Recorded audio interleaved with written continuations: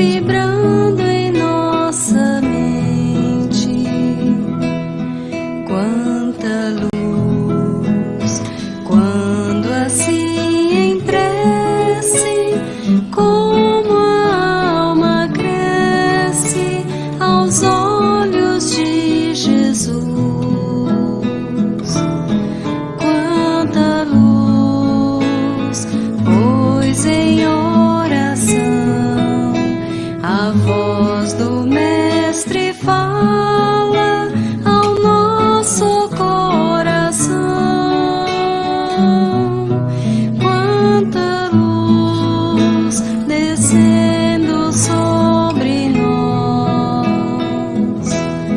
Quanta luz, quanta luz.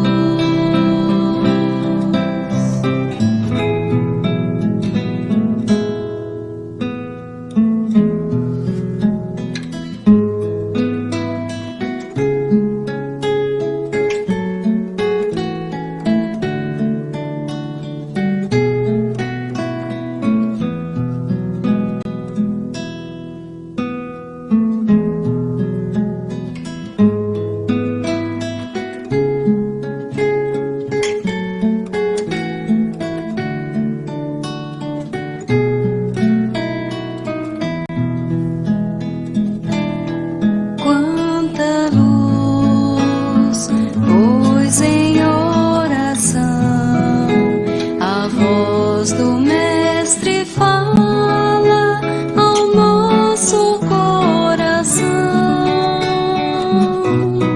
Quanta luz descendo sobre nós.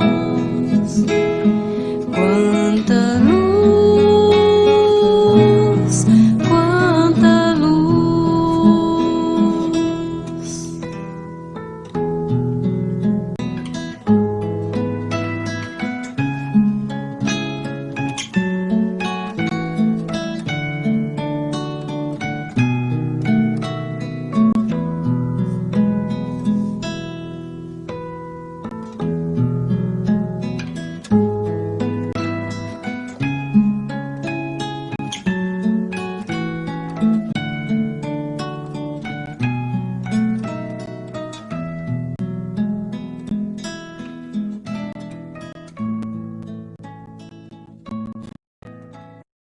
Nosso mentor espiritual, esse companheiro que sempre nos amparando e junto vamos saudando.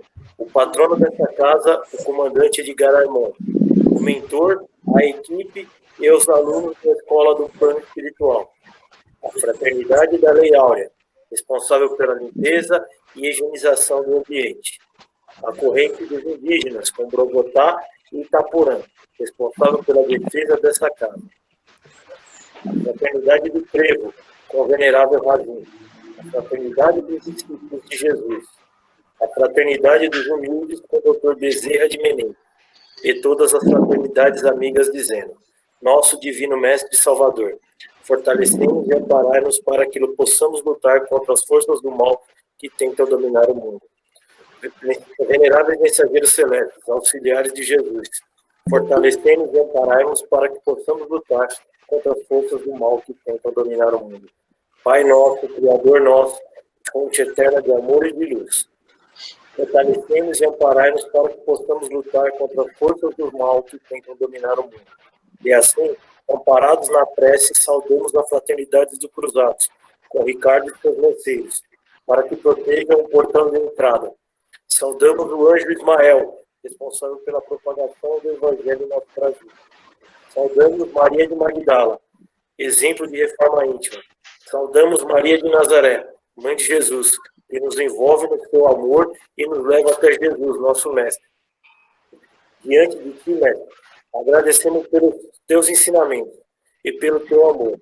E juntos chegamos até Deus, o Pai de nossas vidas.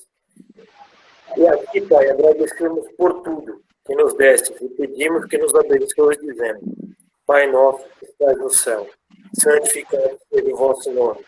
Venha a nós o vosso reino. Seja feita a vossa vontade, assim na terra como no céu. O pão nosso de cada dia nos dai hoje. Perdoai as nossas dívidas, assim como nós perdoamos aos nossos devedores. E não os deixeis cair em tentação, mas livra-nos de todo o mal. Que assim seja.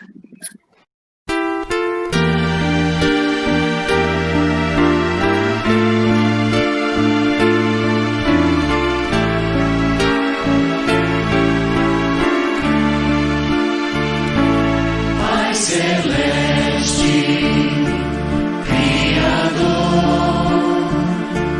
fonte eterna de bondade, auxilia-nos,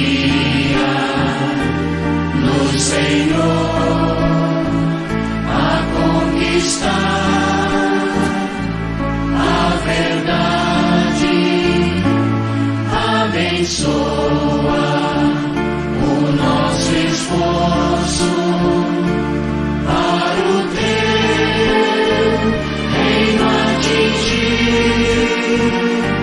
Dá-nos, Pai, a luz que aclara os caminhos do porvir. És a glória deste mundo, és a paz e a esperança, és a luz que não se apaga, és o amor que não se cansa.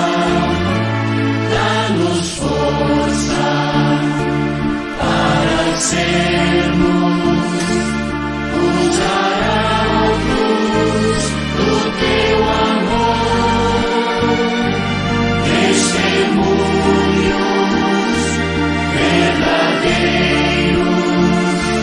do Evangelho Redentor, testemunhos verdadeiros do Evangelho Redentor.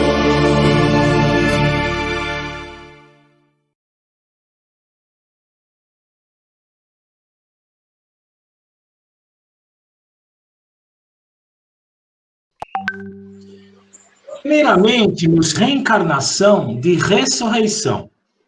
Vê lá no dicionário o que quer dizer ressurreição. Quer dizer ato ou efeito de ressurgir. Voltar à vida após ter morrido. Olha que coisa. Em contrapartida, a reencarnação quer dizer o quê? A saída da alma ou do espírito, corpo antigo. Tudo bem? Então, essa é a denominação de reencarnação e ressurreição, só para a gente diferenciar isso, tá? E uma outra coisa também, a gente colocar, é que Kardec se utilizou da palavra reencarnação para diferenciar da ressurreição. Tudo bem? A palavra reencarnação. E isso era falado antes de Kardec, vidas sucessivas, vida após a morte. E a reencarnação, ela não é uma invenção do Espiritismo. Por que ela não é uma invenção do Espiritismo? 4.000 anos antes dos autores da própria Bíblia, já se falava de vida após a morte. O hinduísmo já trazia esse legado espiritual para nós. E principalmente em alguns inscritos Vedas, que foram trazidos por eles também. Olha que coisa. Então, isso não é uma invenção do Espiritismo. Tá ok? E uma outra coisa a gente também ressaltar em relação a isso, que existem várias passagens na Bíblia que fala da reencarnação, da vida após a morte. Eu acho que vocês já ouviram falar com certeza. E é muito importante a gente salientar isso também. Por quê?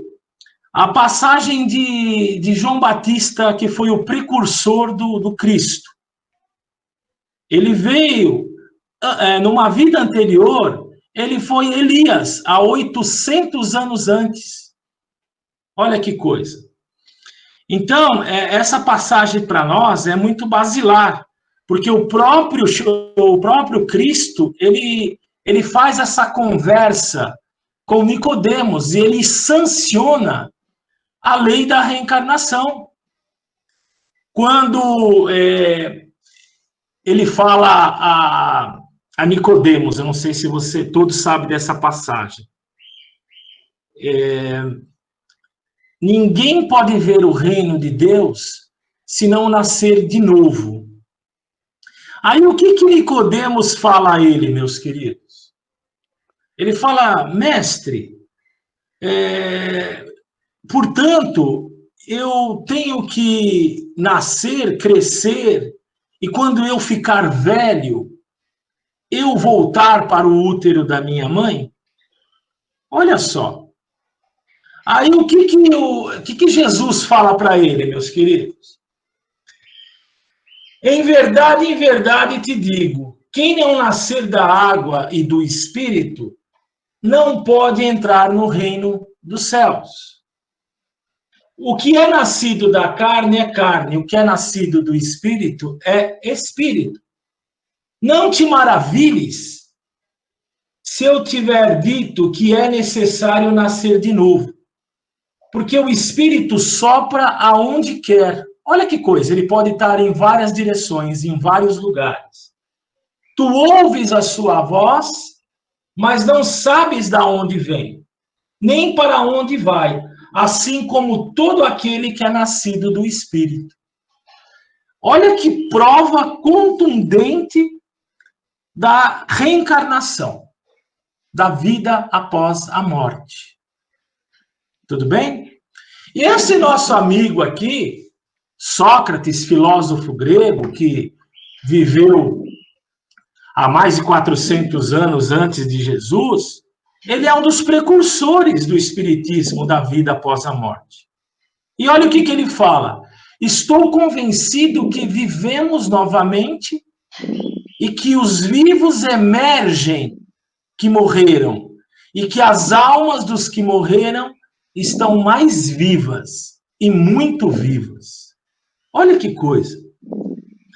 E lembrando sobre isso, vem também na mente uma passagem manifestada por Francisco Cândido Xavier, de André Luiz, aonde ele fala que ele gostaria de gritar aos 4 cantos do planeta que ele estava vivo e muito vivo.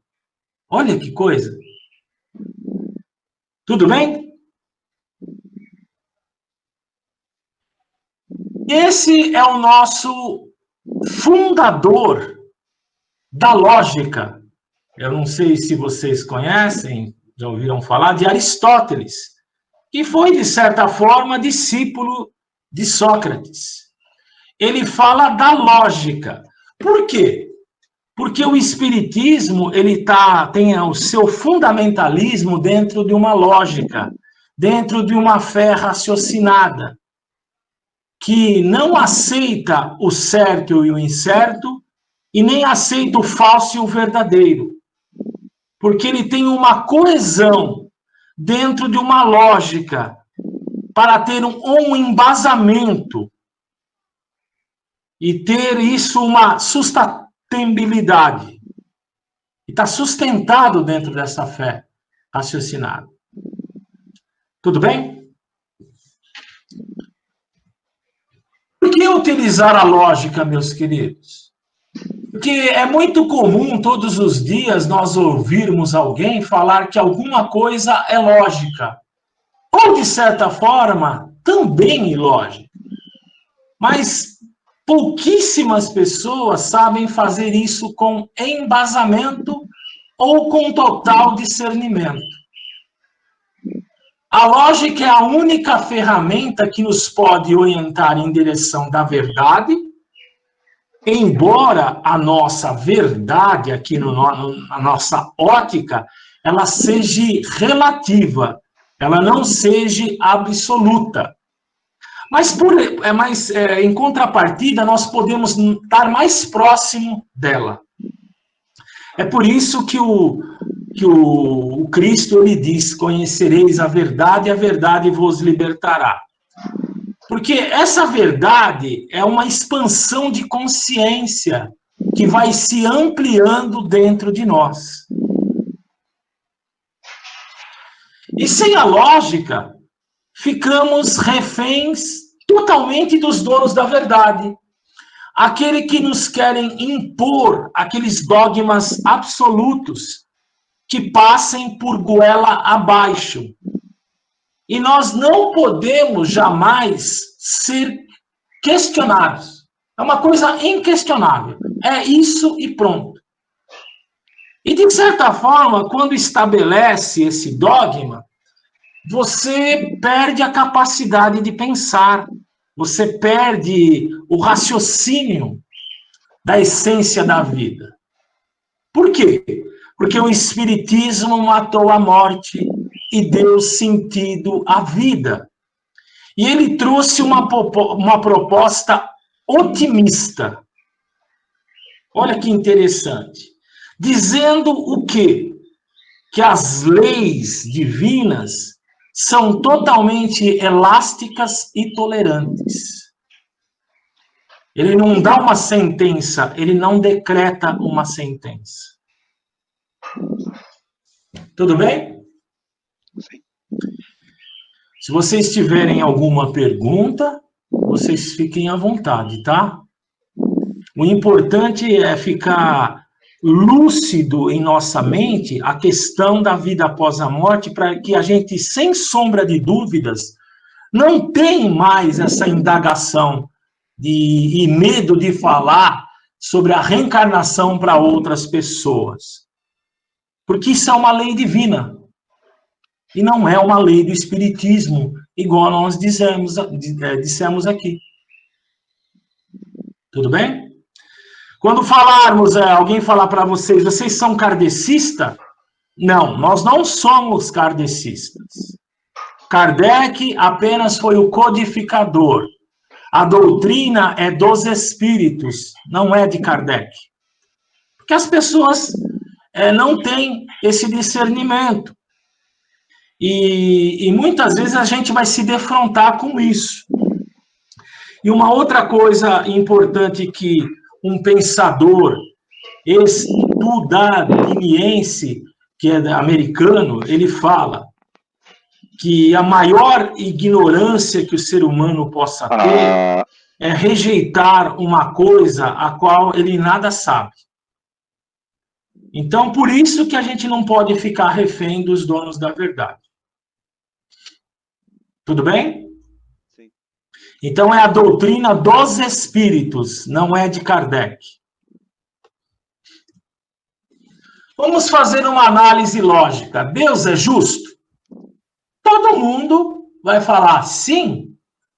Todos aqueles que acreditam na existência de um ser criador e têm todos os atributos, imutável, magnânimo, perfeito, de amor, misericórdia, admite que ele é perfeito e possui todas essas virtudes. Com certeza, Deus possui só virtudes. Então, seria ilógico nós pensarmos que Deus está sujeito às nossas imperfeições, às nossas... Se Deus é justo, seria justo impor um bem, certo? Não. Tal ação vai ao próprio conceito de justiça. Não é justo impor um sofrimento a um inocente, a uma pessoa que não tem comprometimento com a lei e com a obediência divina. E também no aspecto material também.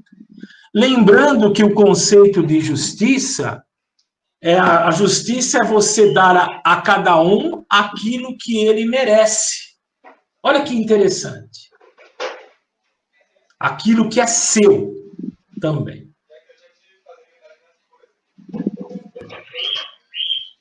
Tudo bem, pessoal? Rogério. Oi? Rogério, é o Rubens aqui. Pode falar.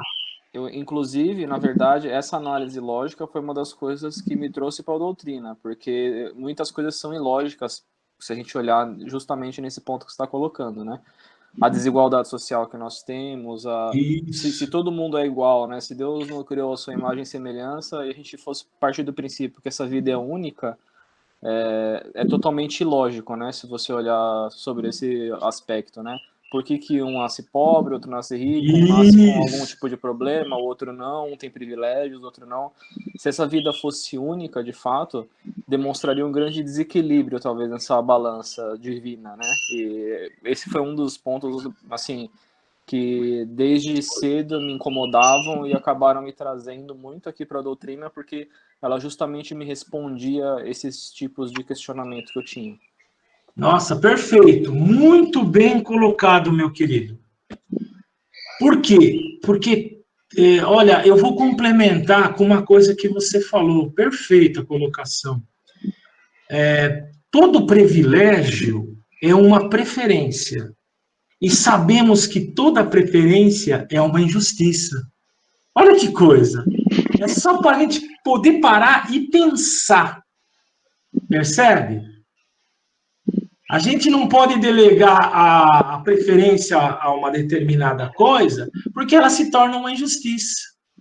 Se Deus é todo poder e justiça. Muito bom. Muito obrigado de ter feito essa colocação. E a gente vai ver ela com mais ênfase agora.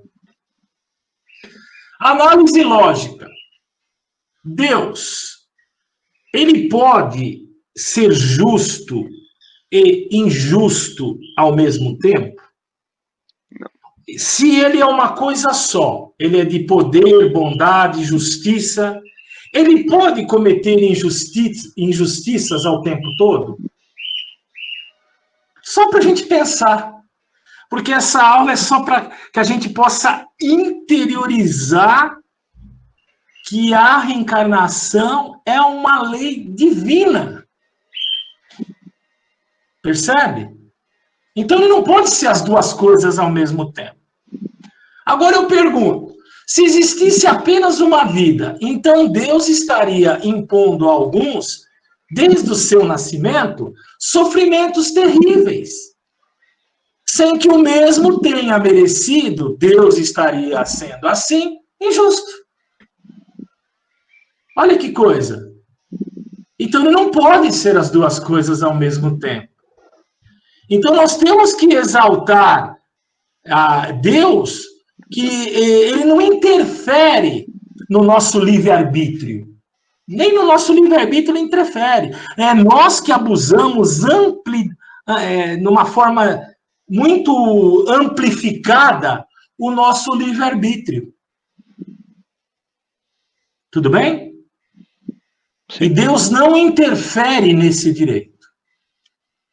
Nem ele mesmo interfere nesse direito. Aí nós vamos de encontro àquilo que você colocou, meu querido. Qual que é o seu nome mesmo?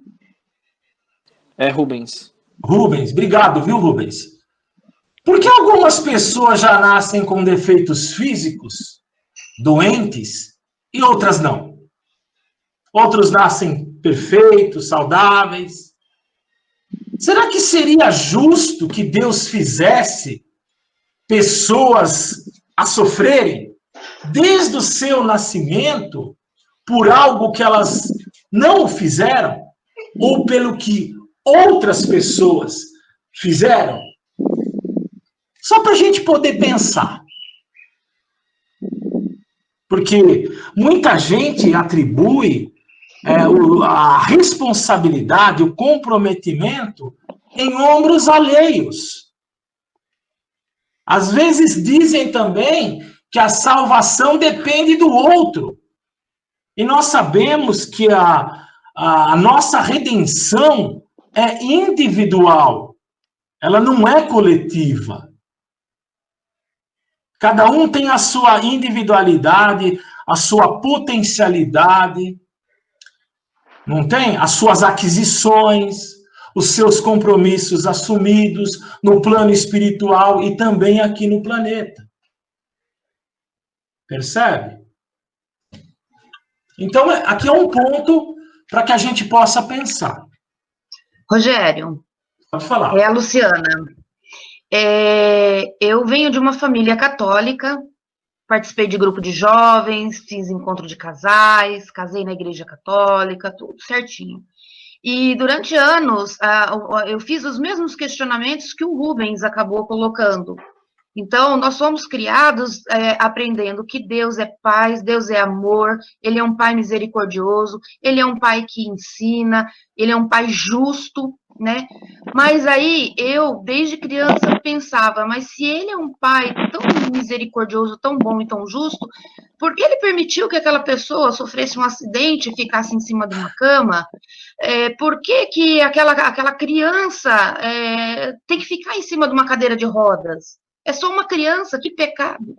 Tem uma criança, né? Olha que coisa, E né? durante muitos anos eu fiquei sem entender. Então eu ia na igreja católica, eu perguntava, questionava as coisas para minha mãe, para o meu ex-marido, eu questionava para todo mundo. E ninguém tinha resposta para mim. Então, hoje, uma das coisas, assim como o Rubens, foi esses questionamentos que também me aproximaram da doutrina, porque aqui, por meio desses estudos, eu tenho todas as respostas numa infinidade de porquês que eu carreguei a vida toda. Ah, exatamente, ela é muito bem colocado também. E nessa questão, é por isso que quando Jesus, quando ele foi, de certa forma, se despedir dos discípulos, né? O que ele fala? Ele falou, eu rogarei ao Pai que envie o Consolador prometido, aquele que revelaria todas as verdades, e só constatando aquilo que eu já vim trazer. Olha só que coisa. Percebe? Então, eu também tinha muitas questões que eu indagava, porque eu nasci na igreja católica, foi por tradição, eu fiz primeira comunhão, eu fiz crisma, eu fui, até em procissão, que a minha mãe levou numa procissão. Então, só que daí a gente vai começando a amadurecer e a gente vai fazendo questionamentos aonde a gente não encontra a resposta. E aí a doutrina espírita nos traz essas respostas. Percebe? Então, qual seria o critério que Deus estaria estabelecendo? Olha, você vai nascer saudável. Não, você vai nascer perfeito. Então, você percebe que a gente vai descortinando isso dentro da nossa consciência?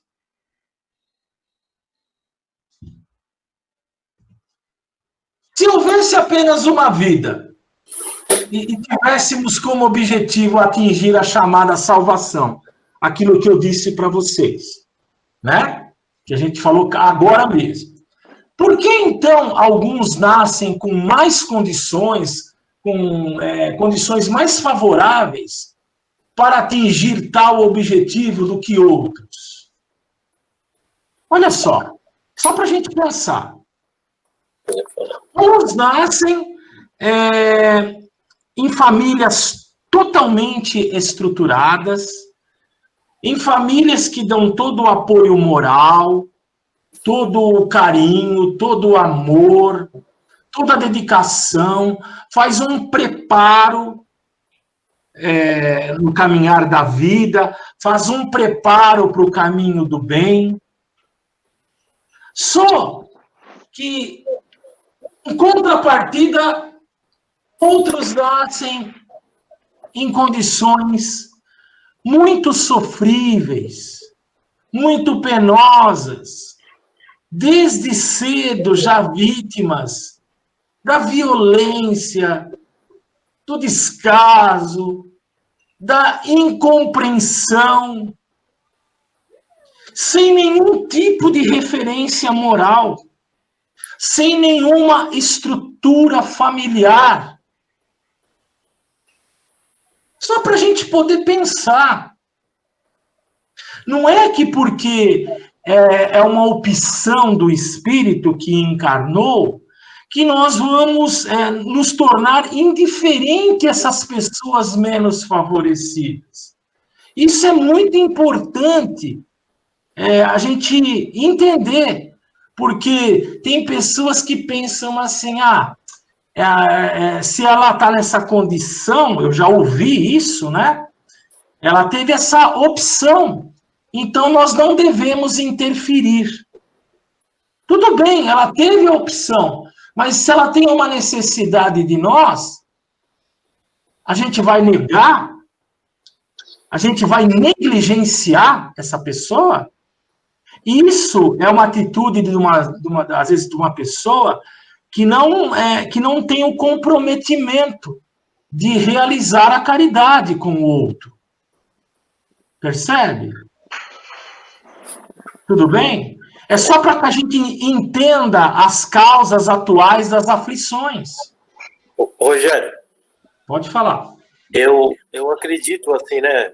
Duas coisas, né? Quanto à injustiça, né?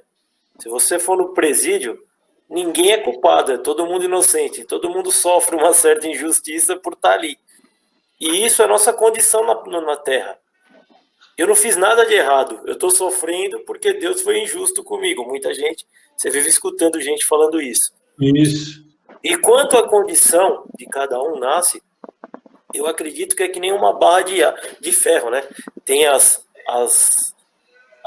o tipo de ferro, cada um tem uma quantidade de calor que você tem que colocar nele para ele conseguir fazer a flexão, para ele conseguir dobrar.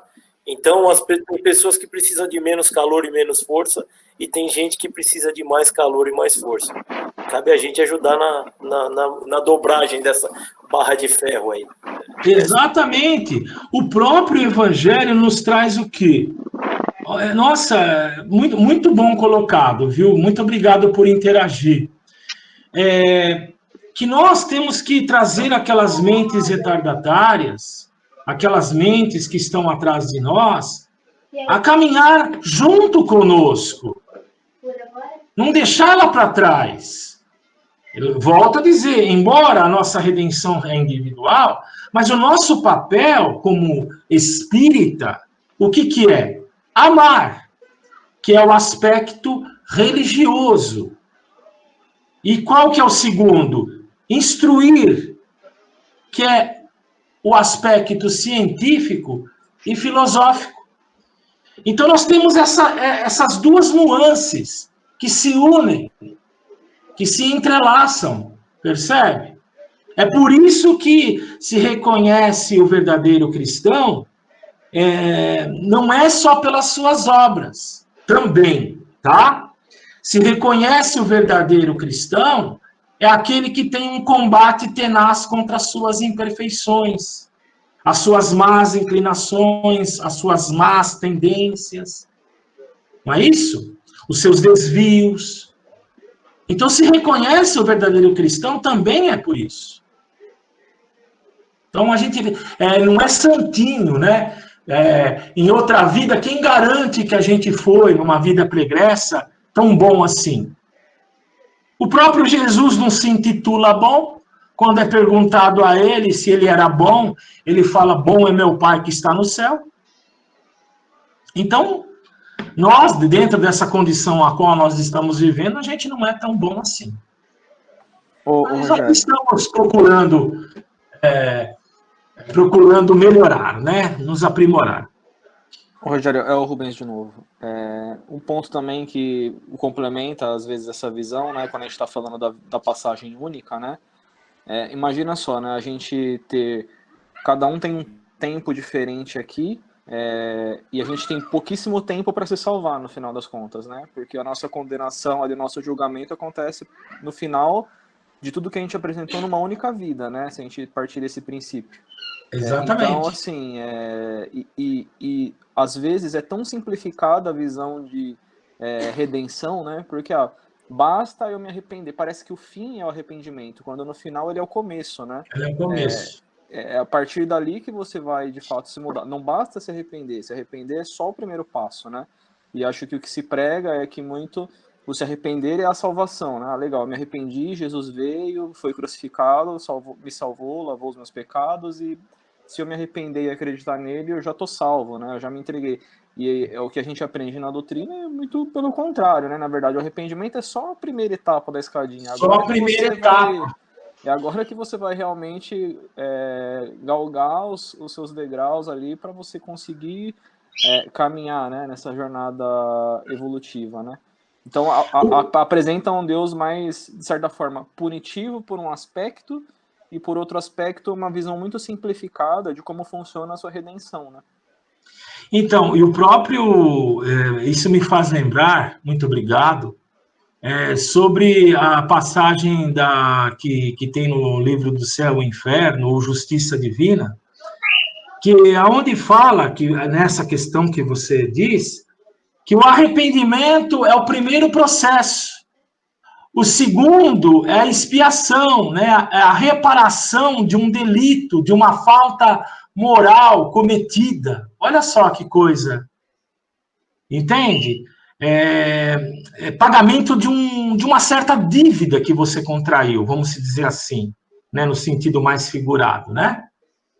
E o terceiro é a reparação desse mal cometido. Então, são esses três processos que ele chama de psicoterapia do perdão. Só que esse perdão, ele tem que envolver entidades reparadoras. Certo? Tudo bem?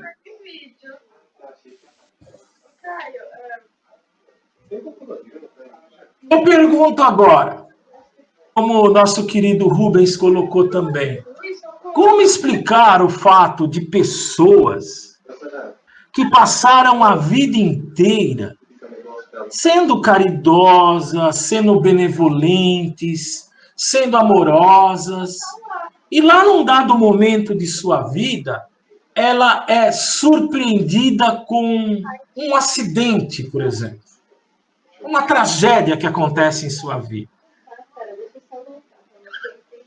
Como explicar uma enfermidade que se manifesta num dado momento da vida? Só para que a gente possa interiorizar. Ela foi boa durante a vida toda. E aí ela é surpreendida com, de certa forma, que é o mal que a gente entende, né? É uma reparação, muitas vezes. É um resquício que ficou para que ela possa encontrar a sua autoiluminação. Então, ela é surpreendida por isso. Porque aos nossos olhos é uma coisa trágica. Nossa, aquela pessoa sofreu isso, ela foi boa a vida inteira. A gente já ouviu isso. São coisas do nosso cotidiano. E olha que mal que está acometendo-a. Para a gente pensar. Olha só. Só que, em outra questão, outras pessoas passam a vida sem conhecer esse tal infortúnio, essa adversidade. Poderíamos alegar o quê?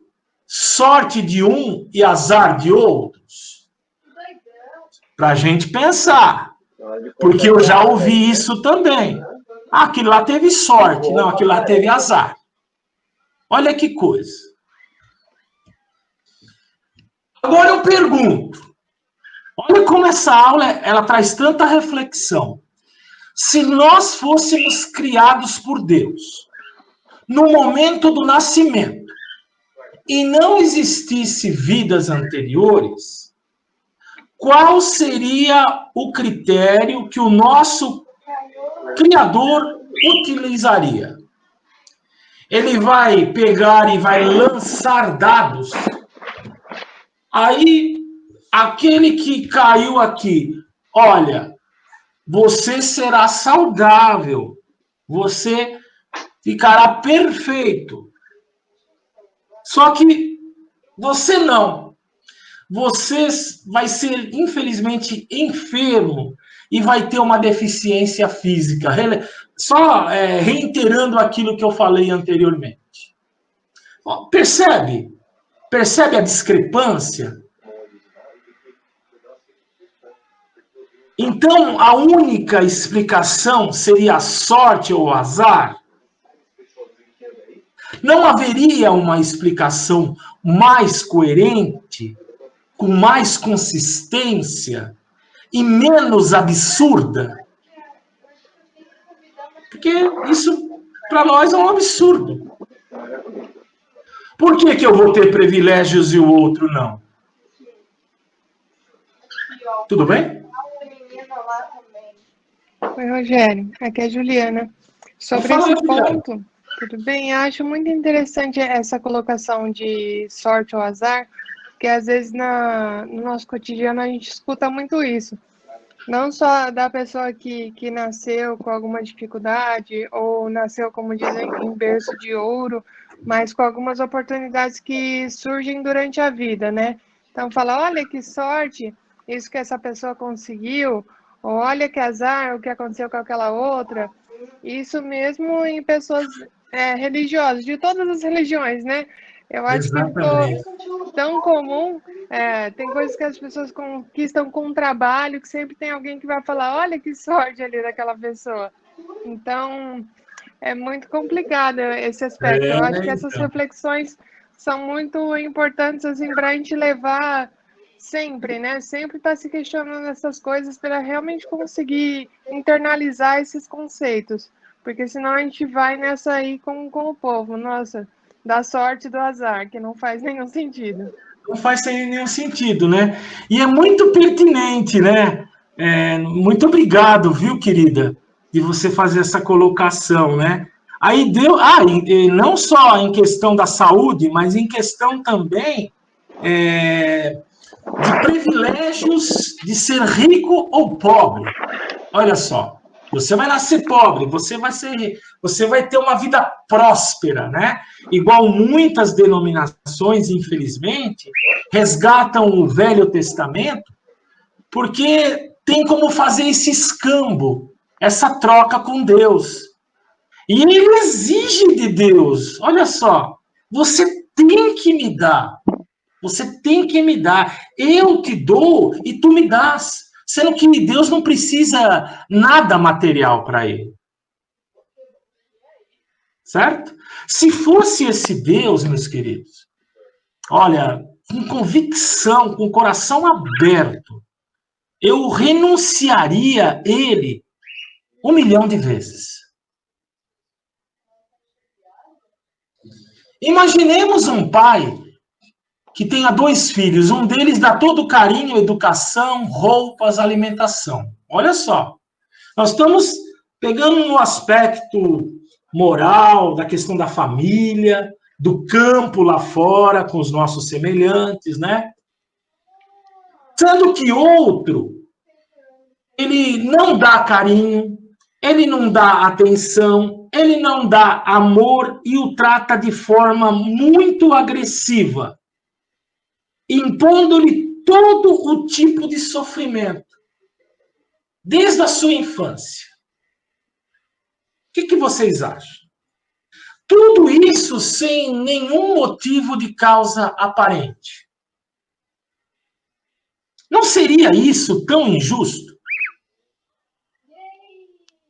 Ora, se não é justo que um pai proceda dessa maneira, será que Deus, o Criador, onipotente, onisciente, onipresente, sendo infinitamente, soberanamente também sábio, poderia agir assim conosco? Evidentemente que não, meus queridos. Com constatação, com convicção, isso.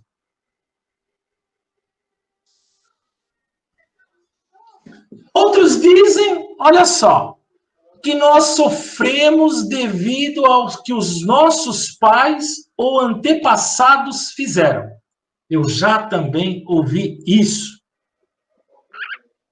Ou até mesmo aquele cometido por Adão, né, o pecado original. Agora eu pergunto, só para que a gente possa pensar, eu não sei se vocês já pensaram, mas eu acho que sim, com certeza. O discernimento vem.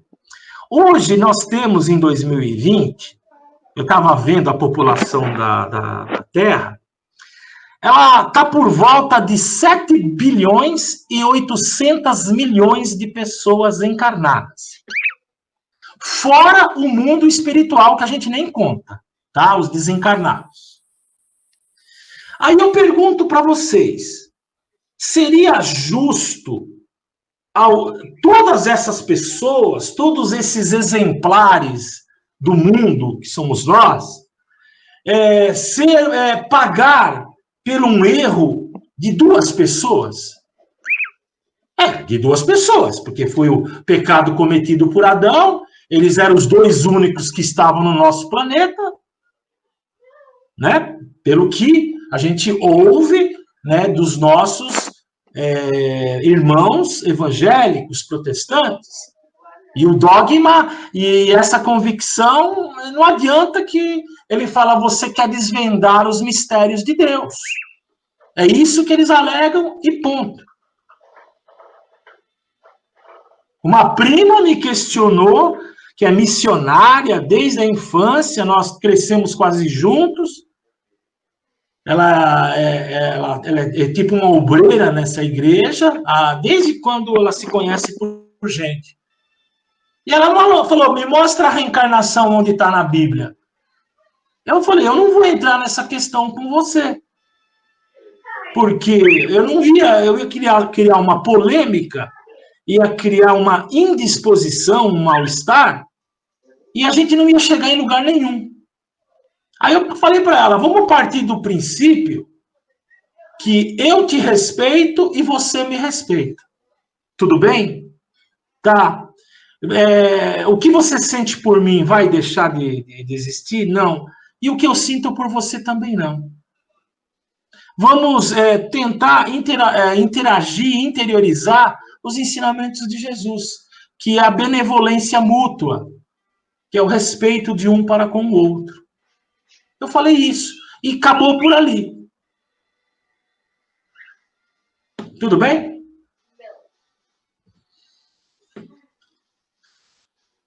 Imagine uma pessoa sendo presa porque seu pai cometeu um crime. Olha só. E a polícia não conseguiu prendê-lo. Olha, eu estou fazendo tudo dentro desse contexto para que a gente possa se perguntar mesmo. E a polícia não conseguiu prendê-lo. Então, o filho, que seria um inocente, ele teria que pagar pelo crime do pai. Olha que coisa. Você pagar pelo que uma pessoa fez. Seria Deus assim tão injusto? Mais uma vez, a resposta é não.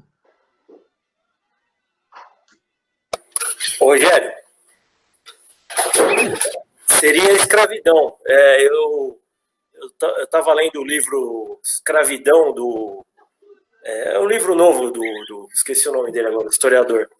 E na África Antiga, se eu contraísse uma dívida e eu não tivesse como pagar, eu podia virar escravo.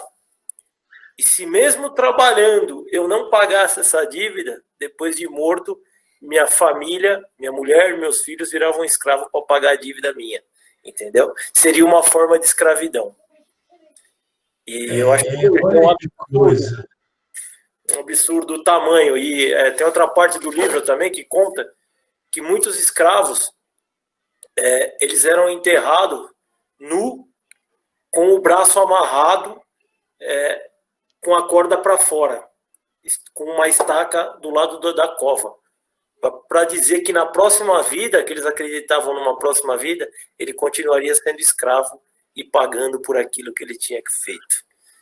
Olha que É coisa. um absurdo que é uma forma de escravidão. Não seria a redenção, né? Não seria pai, seria feitor. Deus seria um feitor. É um feitor, né? Um escravocrata, né? É um Deus impiedoso, um Deus carrasco, né? Então, será que ele agiria assim conosco, né? E nessa questão, é a mesma coisa de você, eu faço um empréstimo, né?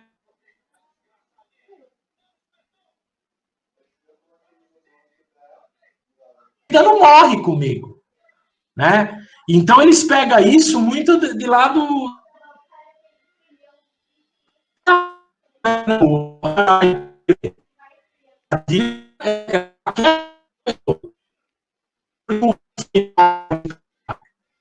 Desencarnou, morre a dívida com ele.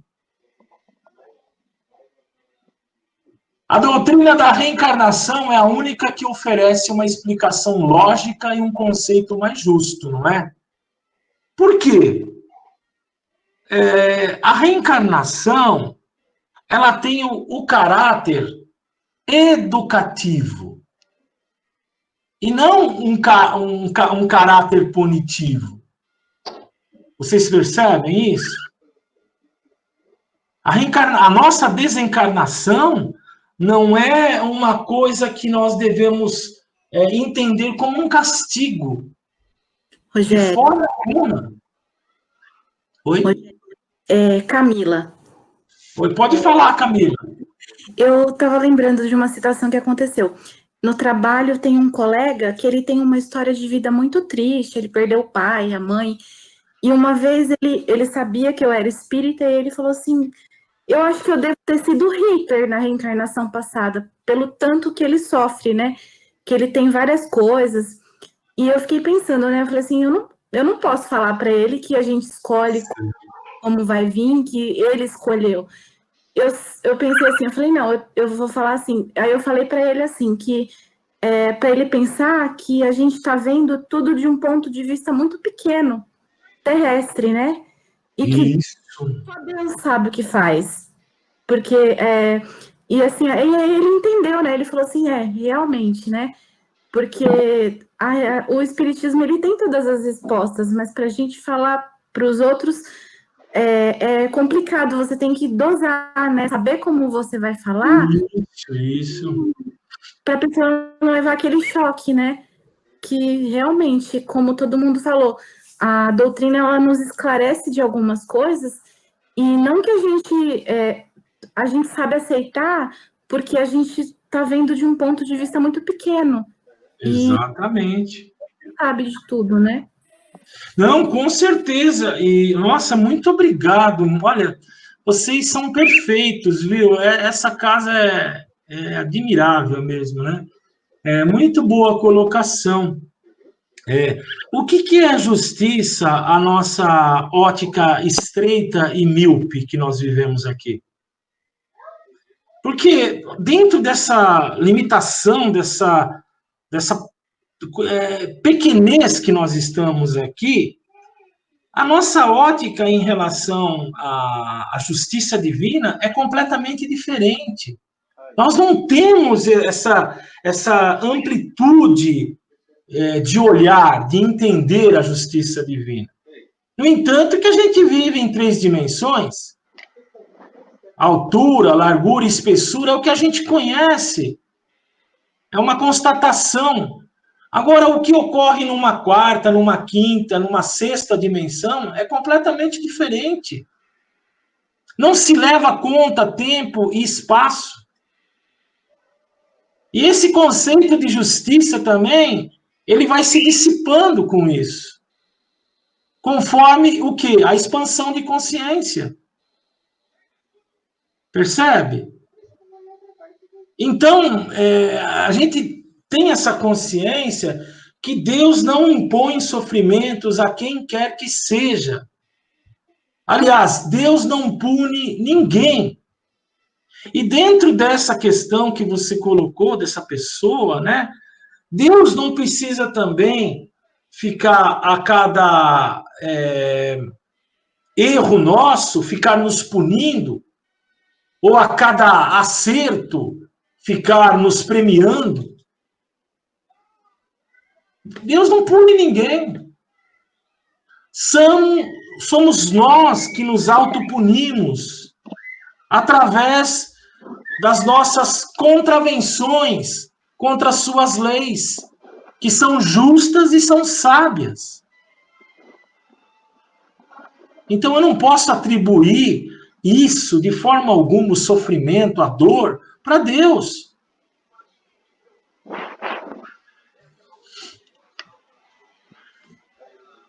Deus determinou aos espíritos a necessidade de encarnar para alcançar a perfeição. Está lá no livro dos Espíritos.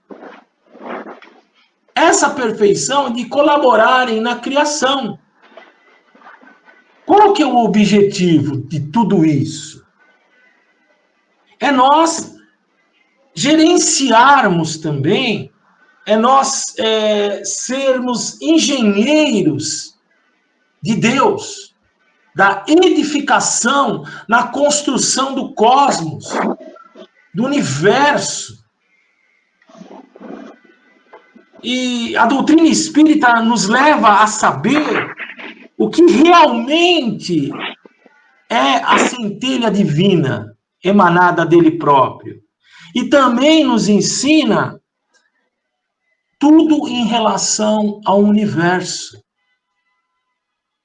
Percebe? Então abre esse leque para nós, não se limitando apenas a essa existência.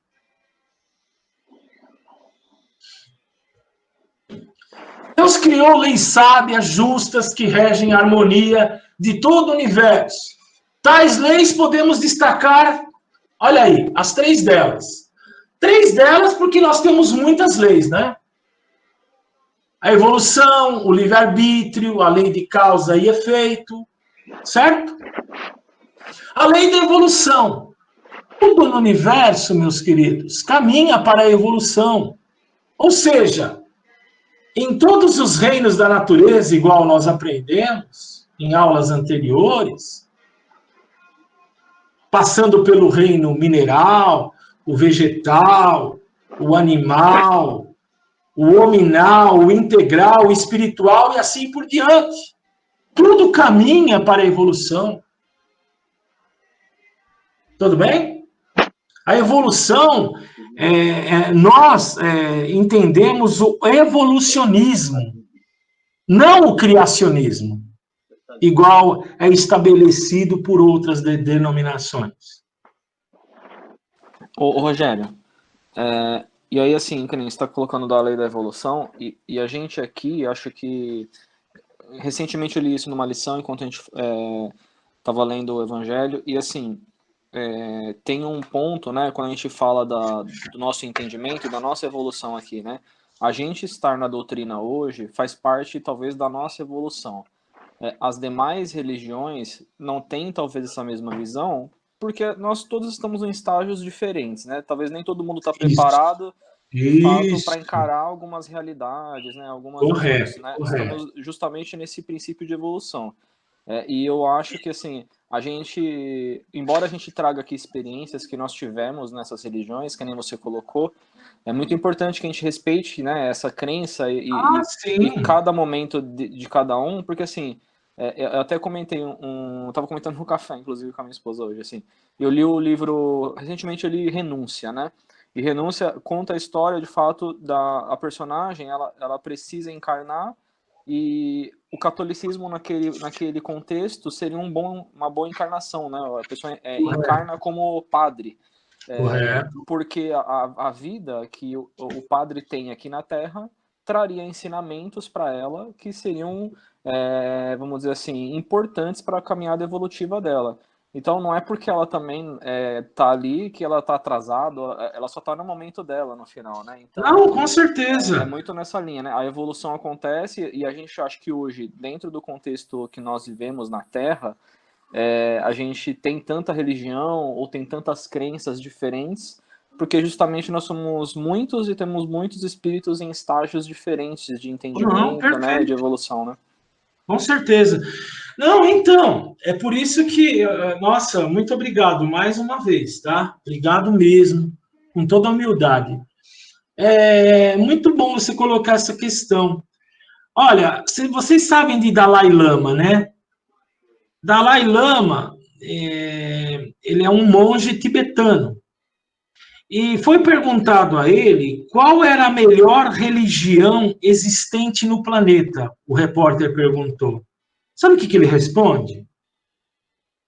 A melhor religião é aquela que te faz um ser humano melhor. Olha que coisa. Então, dentro dessa questão, nós estamos em estágios diferentes mesmo, em degraus diferentes. Percebe? E eu entendo também, nós entendemos também, que cada religião, ela atende à necessidade de cada um. A gente tem essa plena consciência. Ele está naquele estágio, mas o que ele necessita daquele momento é daquele entendimento, para que ele possa acender o estupim e começar o seu crescimento. Perfeito. É isso. Então, a maior razão de estarmos aqui, cai dentro do contexto que o Rubens falou. De estarmos aqui neste planeta é trabalharmos em prol da evolução do nosso espírito. Cai tudo dentro do que nós falamos. Que a nossa redenção é individual. Por isso que nós temos individualidades diferentes. Percebe? A nossa expansão de consciência, ela retrata isso. Cada um tem uma expansão de consciência. E ninguém aqui está execrando nenhuma religião ou colocando em xeque nenhuma religião. De forma alguma. Nós estamos aqui para entender e ter essa visão um pouco mais ampla. Certo? O segundo é o livre-arbítrio. Deus cria os espíritos simples e ignorantes e a todos as mesmas condições iniciais para que atinjam a sua evolução. Porém, cada um tem o seu próprio livre-arbítrio. Olha só. Isso a gente já sabe. Ou seja, o poder de escolher quais os caminhos deverá seguir. Deus nos lança em estado de sementes. Olha só. Só que o crescimento é por nossa conta e risco. Todos nós no mesmo parâmetro. Mas aí o crescimento vai depender de nós. Cai também nessa questão do estágio de cada religião, de cada conceito, vamos dizer assim. Porém, cada um tem o seu próprio livre-arbítrio de escolher quais esses caminhos, né? Eu já até falei. E o terceiro é a lei de causa e efeito, porque essas aqui são as três principais leis. Ao fazermos nossas escolhas na vida, nós receberemos os resultados positivo e negativo do mesmo. Percebe? Toda ação tem uma respectiva reação. O universo, ele conspira dessa forma. Ele é um caminho único. A Terra é como uma grande escola na qual os alunos podem escolher, estudar, passar de ano, ou então não estudar e repetir de ano. A cada vida nossa é como um ano letivo. Não é isso? Até que um dia o aluno chegue em graus superiores. Na pós-graduação, no mestrado e assim por diante. Não é porque eu estou aqui na 8ª série, na 7ª série, mas eu vou chegar na condição lá mais elevada, vamos falar assim, no aspecto material. Percebe? Conta quantos cada um quer. Então, assim se explica de forma bastante coerente a situação de pessoas que iniciam a vida sob condições difíceis. Na verdade, infelizmente, muitos estão colhendo os frutos de ações e atitudes erradas, cometidas em outras vidas. Porém, Deus, na sua infinita misericórdia, ao invés de condená-los ao fogo eterno do inferno, porque inferno não existe, não é verdade? Hoje, dentro da doutrina espírita, nós sabemos que são estágios de consciência o inferno. Você faz o próprio inferno ou o próprio céu em sua vida. Que lhe dá sempre uma nova chance. Porque, volto a dizer, a lei divina, ela se estica, ela é tolerante. Vivenciamos agora o resultado de tudo aquilo que fomos em vidas passadas.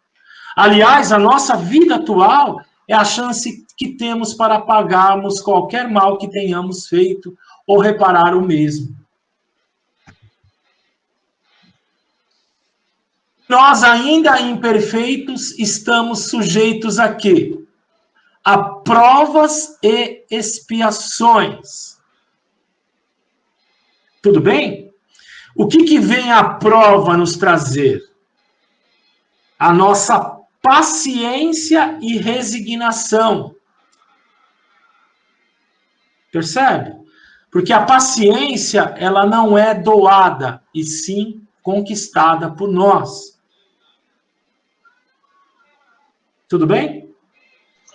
Sim, Rogério, eu queria também colocar mais uma coisa nesse ponto.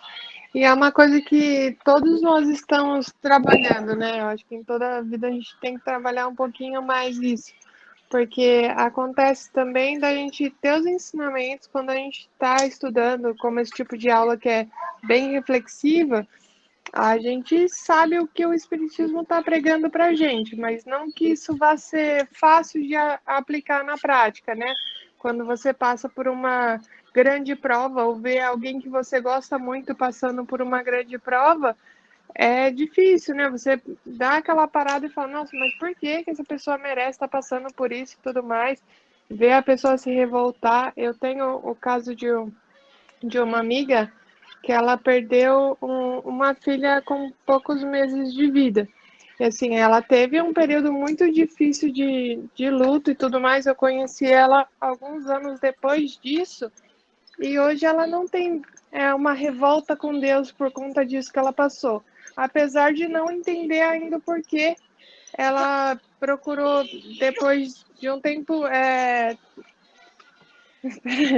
tentou se entender com Deus, de certa forma, né? Ela falou, não sei porque eu passei por isso, o que a gente tinha que aprender com isso, mas eu espero um dia entender. E ela voltou a ter fé e é uma ótima pessoa, não é uma pessoa revoltada, ela conseguiu superar e continuar vivendo, de certa forma.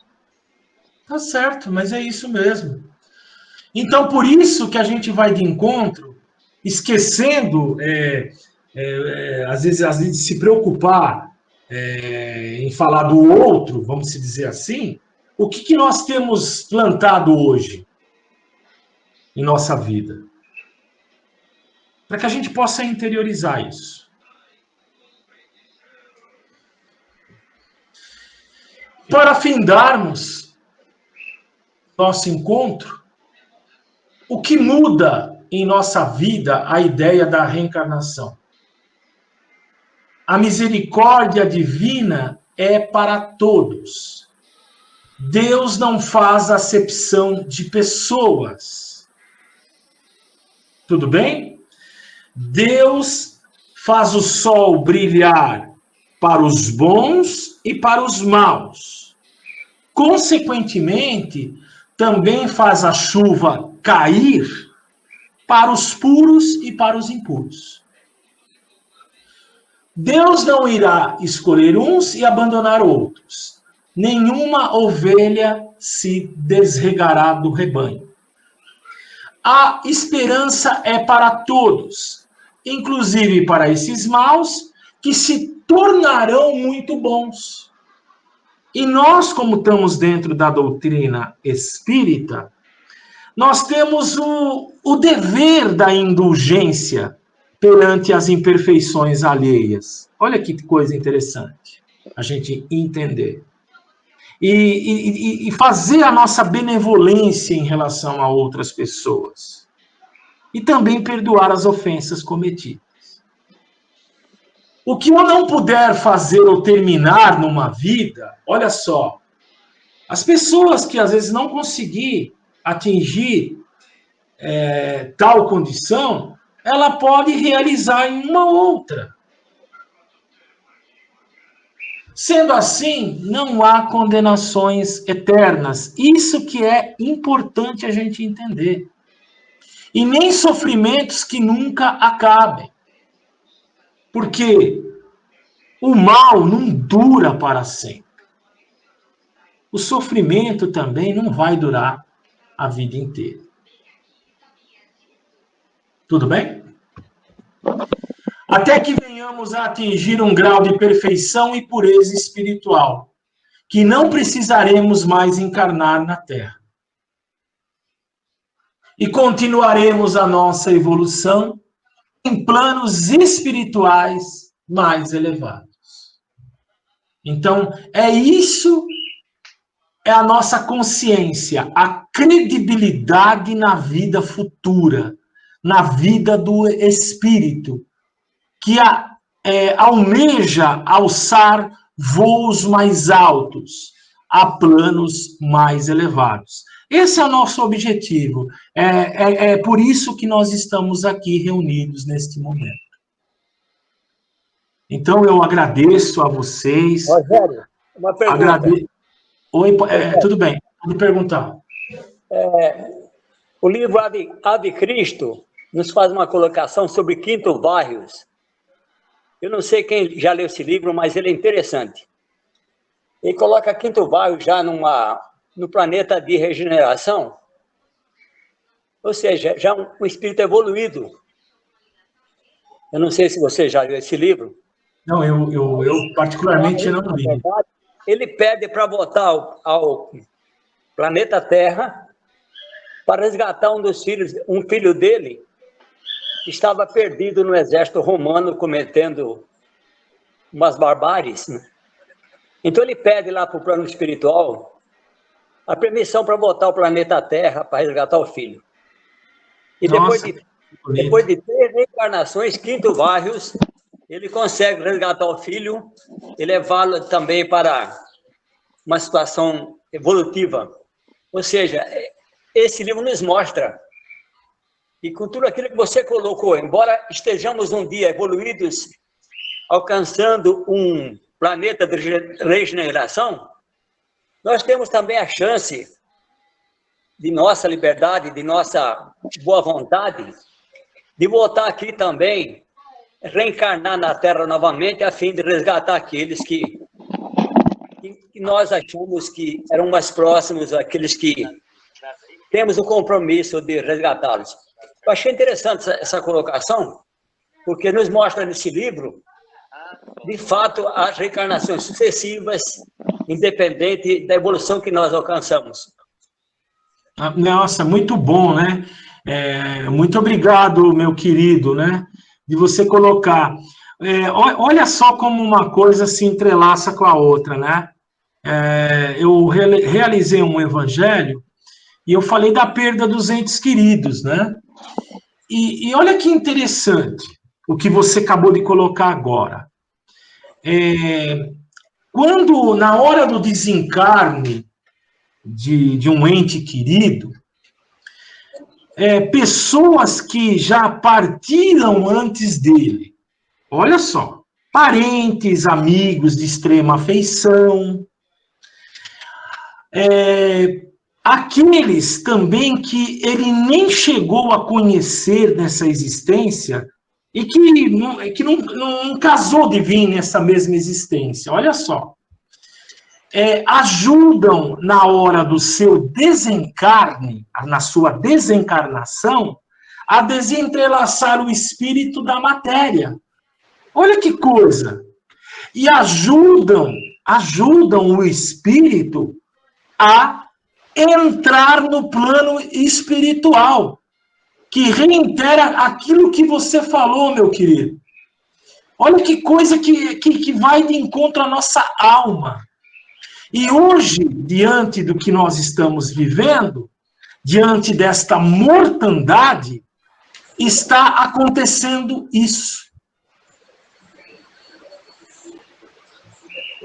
Ô Rogério, só fazendo um adendo aí do que o seu Daniel colocou, no livro que eu mencionei, no Renúncia, a personagem principal também está num padrão muito elevado, ela já tem, assim, o mentor dela já é um ser também muito elevado, ela já não é mais uma pessoa para encarnar na Terra, e ela pede para encarnar, também aqui, e aí eu me lembro, assim, me marcou muito a passagem do livro, porque o mentor dela, na situação, ele diz... não pense você que por conta do seu nível de evolução você vai ter vida fácil. Muito pelo contrário, você vai ser muito mais cobrada por participar de uma encarnação desse tipo, e eu já vi muitos falharem nesse tipo de missão, porque além de tudo, assim, a nossa encarnação aqui, né, as nossas provas aqui são difíceis, mesmo até no espírito elevado, né, ele ainda pode cair no erro aqui, né? Com certeza. O mentor fala assim, você tem certeza que é isso que você quer? Ele pega muito nesse ponto, assim, com o espírito da Alcione, que é o personagem principal, justamente por conta disso. Ela já é um ser muito mais evoluído, tudo, e ele fala, olha, não pense que... E realmente a encarnação dela aqui é extremamente de provação, assim, é totalmente, muito pelo contrário do que pode se imaginar, que de repente, um espírito elevado vai vir aqui e ter uma passagem tranquila só para ajudar. Não, a vida dela realmente é cheia de provações. E a gente almeja que nós estejamos aqui, que nós voltamos aqui para esse planeta que vai estar numa condição de regeneração. Nós almejamos isso. Embora falíveis, passíveis de erros, a gente volte a este planeta. Então, eu agradeço a todos vocês. Eu queria falar uma coisa, posso? É a Aline. Pode, fica à vontade. Eu fico muito pensando que tanto o Rubens, né, como a Luciana falaram sobre a desigualdade social, toda essa questão que a gente vê no Brasil, que é muito forte, e isso faz pensar, e a doutrina tem uma explicação. Eu acho assim que quando a gente vê, né, que tem tanta gente passando fome, tanta gente com oportunidades, com pouca oportunidade, na verdade, perto de outros, e a gente faz nossa parte, que tem que ser mesmo ajudar, e aí a gente, sei lá, faz campanha do agasalho, dá cesta básica, tudo isso é importante, fazer a caridade material, porque nesse momento é necessário, mas a gente tem que ir além, né? Não é porque a gente entende que tem uma questão aí de outras vidas e que a gente tem que fazer a caridade, a filantropia, que a gente não pode pensar também em transformar a sociedade, transformar a situação como está. Então, o que eu penso? Que quando a gente só faz essa caridade, essa filantropia material, a gente está fazendo permanecer o status quo, está fazendo permanecer essa injustiça social tão grande nesse país. Então, não é só dar a cesta básica, dar o agasalho, ajudar, é querer transformar, porque somos todos irmãos, né? Então, se eu nasci numa família que eu pude estudar, que eu tive comida, e o outro não tem isso, como a gente pode, então, né, fazer com que a sociedade de um todo seja menos desigual e o outro também tenha uma educação de qualidade? Acho que tem que sempre pensar nesse amplo, porque senão a gente corre o risco de ficar muito nessa questão da caridade, da filantropia, acalmar o nosso coração, o nosso, vamos dizer assim, remorso por a gente ter coisas que o outro não tem, mas e o resto? Acho que a gente tem que pensar numa coisa maior, numa transformação mesmo. Eu acho que é a missão também da pessoa. Tipo, a gente evolui a gente, e evoluindo a gente evolui toda a sociedade, vamos dizer assim. Não, com certeza. Esse é o papel. E eu falei a todo momento, durante a aula, né, que a caridade material não é só a caridade material, ela tem que estar ligada à caridade espiritual. Tá? E o que o Rubens tinha colocado também, só reiterando,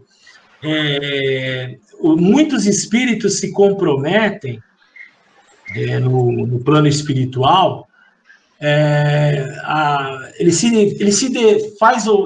estabelece um plano, um planejamento encarnatório, e aí ele se compromete com um monte de coisa. Aí os guardiões espirituais, o que eles fazem? Eles fazem uma análise e falam, olha, se ele cumprir 10% disso que ele se comprometeu, já está de grande valia. Porque sabe que muita gente pode ser falível. Sim.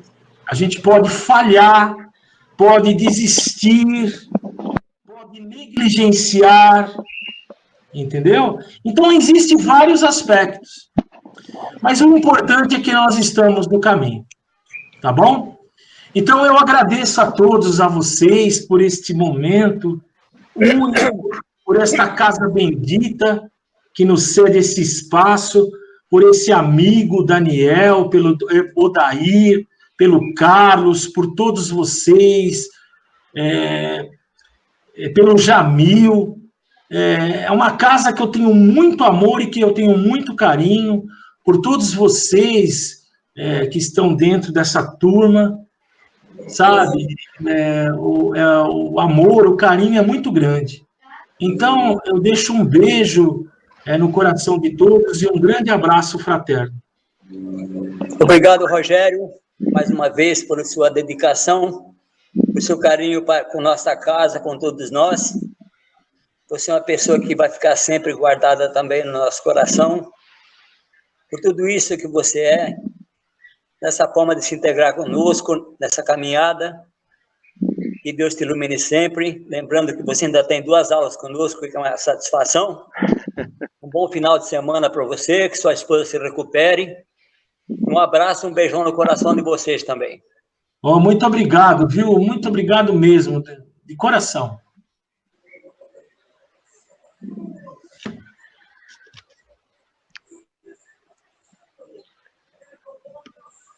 Encerramento, seu Daniel? Sim, Carlos Henrique, encerrando. Sou eu. Nesse momento, nós vamos sentindo todo o amor e a espiritualidade amiga que está nos emanando. E unindo todo o nosso amor, vamos com essa imensa luz vibrar pelo nosso planeta Terra, pela paz mundial, pelo nosso Brasil, por todos os lares, por todos os leitos de dor, pelas creches, asilos e orfanatos, pelos nossos espíritas e seus voluntários, pelos centros espíritas e seus voluntários, por nossos lares.